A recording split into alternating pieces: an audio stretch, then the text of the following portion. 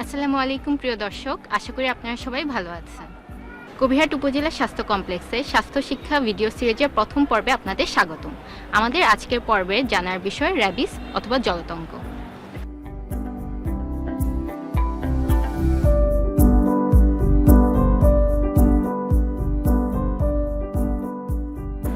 আপনারা জানেন, রাস্তাঘাটে চলাফেরার সময় কিংবা বাড়িতে পোষা প্রাণীর সাথে খেলাধুলার সময় বিড়াল বা কুকুরের আঁচড় বা কামড় খাওয়া ঘটনা খুবই স্বাভাবিক।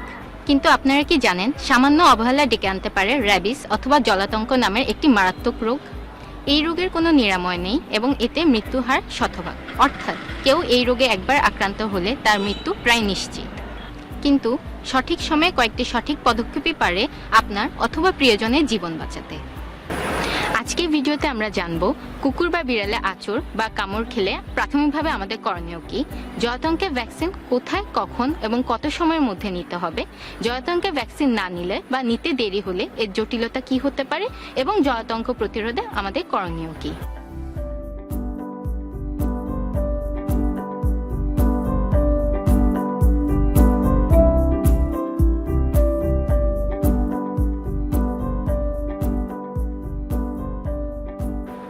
কুকুর বা বিড়াল আঁচড় দিলে বা কামড়ানোর পর প্রথম আধা ঘন্টা খুবই গুরুত্বপূর্ণ সময়, কিন্তু এই সময় আমাদের করণীয় কি আসুন জেনে নিই উপজেলা স্বাস্থ্য কমপ্লেক্স কবিরহাট নোয়াখালীর medical officer doctor Yasin Arafat বিপুলের কাছ থেকে।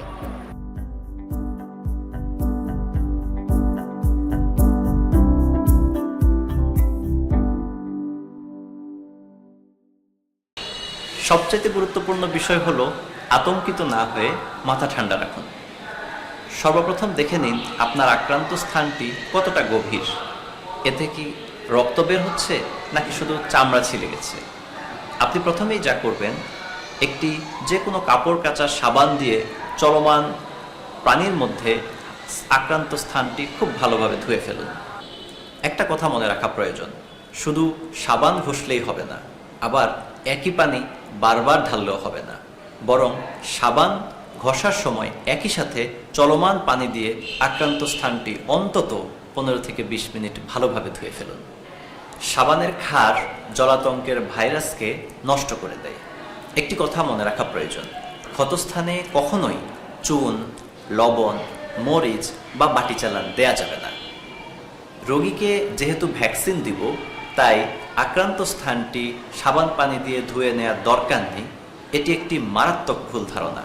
বরং যে কোনো পরিস্থিতিতে আক্রান্ত স্থানটি খুব ভালোভাবে সাবান পানি দিয়ে ধুয়ে নিতে হবে, না হলে ভ্যাকসিন তার কাজ শুরু করার আগেই ভাইরাসটি মস্তিষ্কে পৌঁছে যাবে এবং ভ্যাকসিনকে অকার্যকর করে দিবে।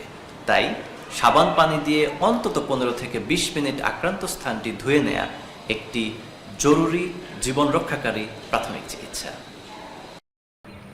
প্রাথমিকভাবে আক্রান্ত স্থানটি সাবান পানি দিয়ে 15 থেকে 20 মিনিট ধোয়ার পর যত দ্রুত সম্ভব রোগীকে নিকটস্থ উপজেলা স্বাস্থ্য কমপ্লেক্স বা সদর হাসপাতাল বা সংক্রামক ব্যাধি হাসপাতালে নিয়ে আসতে হবে। হাসপাতালে আসার পর আপনার করণীয় এবং প্রাপ্য সেবা সম্পর্কে আপনাকে জানাবেন ডাক্তার হাসিবুল হক।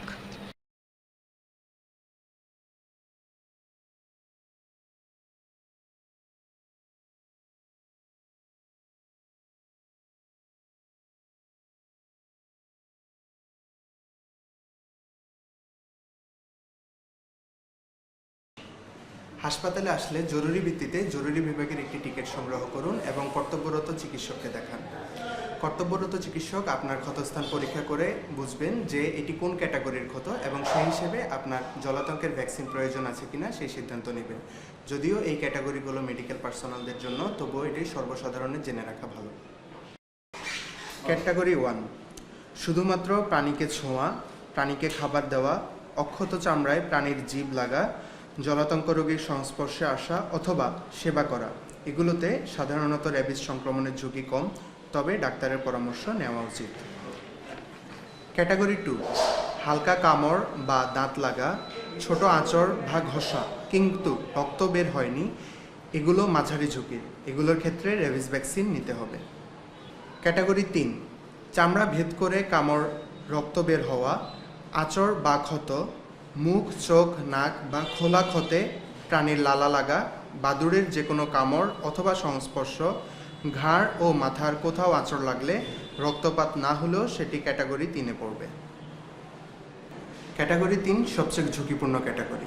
এক্ষেত্রে ভ্যাকসিনের পাশাপাশি ক্ষতস্থানে ইমিউনোগ্লোবিন ইনজেকশনও দেওয়া হতে পারে, তবে তা অবশ্যই কর্তব্যরত চিকিৎসকের পরামর্শ অনুযায়ী। কিছু কিছু প্রাণীর কামড়ের ক্ষেত্রে জলাতঙ্কের ভ্যাকসিন দেওয়া প্রয়োজন নেই। ইঁদুর, খরগোশ, গুইসাপ, কাঠবিড়ালি এদের কামড়ে অথবা আঁচড়ে জলাতঙ্কের ভ্যাকসিন দেওয়া প্রয়োজন নেই।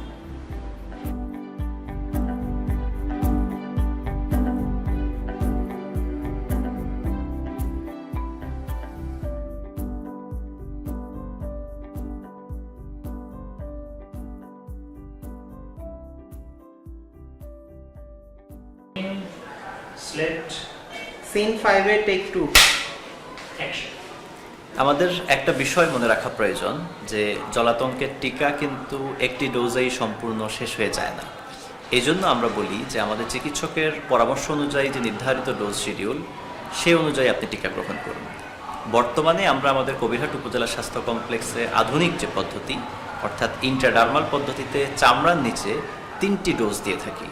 সাধারণত আক্রান্ত হওয়ার প্রথম 24 ঘন্টার মধ্যে একটি, তৃতীয় দিন একটি এবং সপ্তম দিন একটি, এই 3টি ডোজ আমরা দিয়ে থাকি। এই 3টি ডোজ যদি আপনি গ্রহণ করেন, আপনি কিন্তু জলাতঙ্ক থেকে সম্পূর্ণ সুরক্ষিত থাকবেন।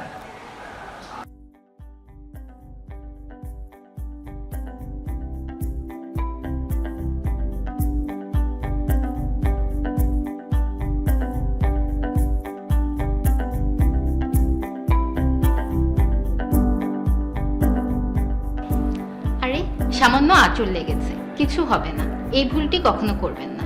ভাইরাসে আক্রান্ত প্রাণী কামড় দিলে ভাইরাসটি স্নায়ুতন্ত্রের মাধ্যমে মস্তিষ্কে পৌঁছে যেতে পারে এবং দেখা দিতে পারে র্যাবিসের বিভিন্ন লক্ষণ, যেমন পানি বা বায়ুতে আতঙ্ক, খিঁচুনি, লালাঝরা ইত্যাদি। এই অবস্থায় পৃথিবীর কোনো চিকিৎসাই রোগীকে বাঁচাতে পারবে না এবং এর একমাত্র পরিণতি মৃত্যু। তাই এই অবস্থা থেকে মুক্তি পাওয়ার জন্য আমাদের প্রাথমিক চিকিৎসা এবং টিকাই হতে পারে একমাত্র জীবন রক্ষাকারী কবচ। কথায় আছে, প্রতিকারের চেয়ে প্রতিরোধী শ্রেয়। বসন্ত বা পোলিওর মতো জলাতঙ্ক বা র্যাবিস সম্পূর্ণ নির্মূল করা সম্ভব নয়, কিন্তু এর থেকে নিরাপদে থাকা সম্ভব। তাই আমাদের প্রাথমিকভাবে সামাজিক এবং ব্যক্তিগত কিছু নিয়ম মেনে চলতে হবে। আপনার বাড়িতে যদি পোষা কুকুর বা বিড়াল থাকে, তবে সেগুলোকে নিয়মিত জলাতঙ্কের প্রতিষেধক বা অ্যান্টি র্যাবিস ভ্যাকসিন দিন। এই জন্য উপজেলা পশু হাসপাতালে যোগাযোগ করুন। রাস্তায় চলাচলের সময় বেওয়ারিশ কুকুর বা প্রাণীদের উত্ত্যক্ত করা থেকে বিরত থাকুন। শিশুদের শেখান যেন তারা অপরিচিত কোনো প্রাণীর মুখে খাবার দিতে বা অপ্রয়োজনে হাত দিতে না যায়। আপনার আমার সচেতনতাই পারে জলাতঙ্ককে রুখে দিতে। নিজে জানুন, অপরকে জানান। কুকুর বা বিড়ালে আঁচড় বা কামড় খেলে সাবান পানি দিয়ে 15 থেকে 20 মিনিট আক্রান্ত স্থানটি ধুয়ে নিন। দ্রুত হাসপাতালে যান, জলাতঙ্কের ভ্যাকসিন নিন। সুস্থ থাকুন, নিরাপদ থাকুন। ধন্যবাদ।